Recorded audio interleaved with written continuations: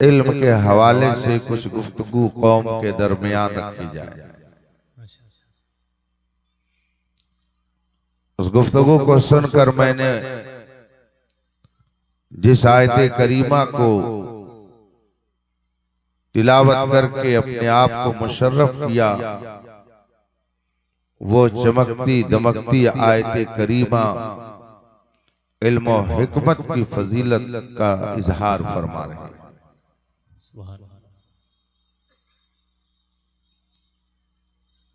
इंसान को अल्लाह तबारक व तआला ने खासकर दो चीजों से मिलाकर बनाया है। इंसान दो चीजों का मजमुआ है, एक को जिस्म कहते हैं और एक को रूह कहते हैं। इंसान जिस्म और रूह से मिलकर बना हुआ है। इंसान का जिस्म बीमारियां जूझता है, जिसमें इंसानी को बीमारी लाहिक होती है। इंसान बीमार पड़ता है। अतिब्बा और डॉक्टर हजरात से आप मालूम करें तो वो आपको बताएंगे कि बुखार, जुकाम और दीगर बीमारियां ये जिस्म को लगती हैं, रूह को नहीं लगती हैं। जिस्म बीमार होता है और जिस्म की बीमारियां मुख्तलिफ तरह की होती हैं। उनमें कोई मामूली बीमारी, कोई उससे बड़ी, कोई उससे बड़ी। इस वक्त सबसे भयंकर और बड़ी बीमारी का नाम क्या है? आपसे अगर पूछा जाए तो आप जिस बीमारी से सबसे ज्यादा डरे और सहमे रहते हैं वो है कैंसर की बीमारी। ये रूह को आरिज नहीं होती है बीमारी, जिस्म को आरिज होती है। छोटी बड़ी ये बीमारियां जिस्म को लगती हैं। कुछ बीमारियां मामूली और छोटी, कुछ बड़ी, कुछ बहुत बड़ी। दुनिया भर में लाखों हॉस्पिटल, लाखों डॉक्टर सिर्फ इसलिए हैं कि वह आपके जिस्म की बीमारी का इलाज करें। अगर इंसान का जिस्म बीमार होता है तो मैं आपसे पूछना चाहूंगा कि इंसान की रूह भी बीमार होती है कि नहीं होती है? अगर होती है तो वो कौन सी बीमारी है जो रूह को लगती है? और उन बीमारियों में कौन छोटी बीमारी है, कौन बड़ी बीमारी है, कौन बहुत बड़ी बीमारी है? आप इसका जवाब किसी हॉस्पिटल और मेडिकल कॉलेज में नहीं पाएंगे, इसलिए कि वो जिस्म की बीमारियों के इलाज के लिए कायम किए गए हैं।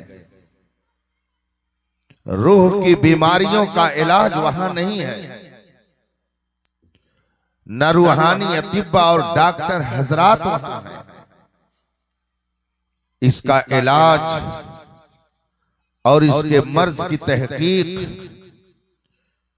उन्हीं हजरात के यहां होगी जो रूहानी तबीब और रूहानी डॉक्टर बनाकर भेजे गए। जिस्म बीमार होता है तो आपको उसके लिए जिस्मानी डॉक्टर की जरूरत पड़ती है और फिर वो मुख्तलिफ तफ्तीश और तहकीक के बाद आपकी बीमारी का इलाज करते हैं। रूह की सबसे बड़ी बीमारी क्या है? रूह की वो कौन सी बीमारी है कि सबसे भयानक बीमारी उसी को करार दिया गया है। वो ऐसी बीमारी है कि दूसरी और बीमारियां उसी वजह से जन्म लेती हैं। जिस्मानी बीमारियों के बारे में फरमाया गया, मैदे की बीमारी सारी बीमारियों की जड़ है। मैदा बीमार होता है, मैदे में खराबी पैदा होती है, तो आहिस्ता आहिस्ता और भी दूसरी बीमारियां पैदा होती हैं। इसी तरह से इंसान की रूह भी बीमार होती है, और रूह की बीमारियों में कोई छोटी बीमारी है, कोई उससे बड़ी, कोई उससे बड़ी, कोई उससे बड़ी, मगर सबसे बड़ी बीमारी क्या है कि जो सारी बीमारियों की जड़ है, जिसकी वजह से और भी बीमारियां जन्म लेती हैं। अगर आप कुरान और हदीस का मुताला करें, मगर आपके पास इसके लिए मौका नहीं है। आपने तो दुनिया को ही मकसद असली समझ लिया। आपके पास फुर्सत कहां है कि रूहानी बीमारियों की तरफ तवज्जो की जाए और उसके इलाज के लिए फिक्र की जाए। आपके पास कहां यह फुर्सत है कि आप रूह की बीमारियों की तरफ मुतवज्जे हों और रूहानी डॉक्टरों के पास जाकर उन बीमारियों को दूर करने के लिए इलाज कराएं। जिस्म की बीमारियां हर कोई जानता है, मगर जिस्म के साथ साथ इंसान की रूह बीमार होती है। ये कुरान कहता है, ये हदीस कहती है, ये उलमा फरमाते हैं, ये औलिया इरशाद फरमाते हैं, ये सूफिया फरमाते हैं, ये उलमाए दीन इरशाद फरमाते हैं। रूह की बीमारियों में मुख्तलिफ बीमारियां हैं। उन सारी बीमारियों की जड़, जिसकी वजह से और बीमारियां पैदा होती हैं, आइए मैं आपको मक्के की सरजमीन पर ले चलूं। मक्के मुकर्रमा की तारीख आप नजरों के सामने रखिए। अल्लाह के रसूल जाने ईमान, शान कायनात, फख्रे कुदरत रसूल पाक सल्लल्लाहु अलैहि वसल्लम ने जब मक्के के अंदर अकीदे तौहीद को पेश किया, रसूल पाक सल्लल्लाहु अलैहि वसल्लम ने जब मक्के के मुशरिकीन के सामने दावत इस्लाम दी, इस्लाम की तबलीग फरमाई और एक खुदा को मानने का उन्हें पैगाम सुनाया, उन्होंने ईजा देना शुरू कर दिया।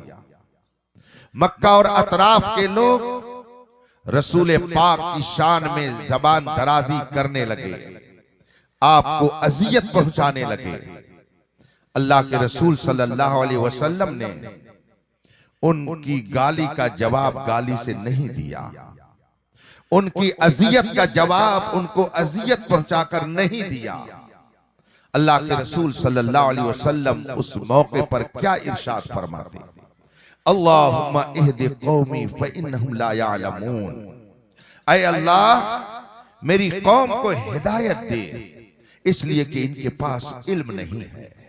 इसका मतलब है कि वो अजियत मुस्तफा के जुर्म का इर्तिकाब करते थे तो जहालत की बुनियाद पर, अगर वो शिर्क करते थे तो जहालत की बुनियाद पर, अगर वो कुफ्र करते थे तो जहालत की बुनियाद पर, नबी की शान में गुस्ताखी करते थे तो जहालत की बुनियाद पर, खुदावंद कुद्दूस को गालियां देते थे तो जहालत की बुनियाद पर, रसूल पाक की अजमत का इनकार करते थे तो जहालत की बुनियाद पर, वो अपने अंदर कत्लो गारतगरी का जज्बा रखते थे तो जहालत की बुनियाद पर।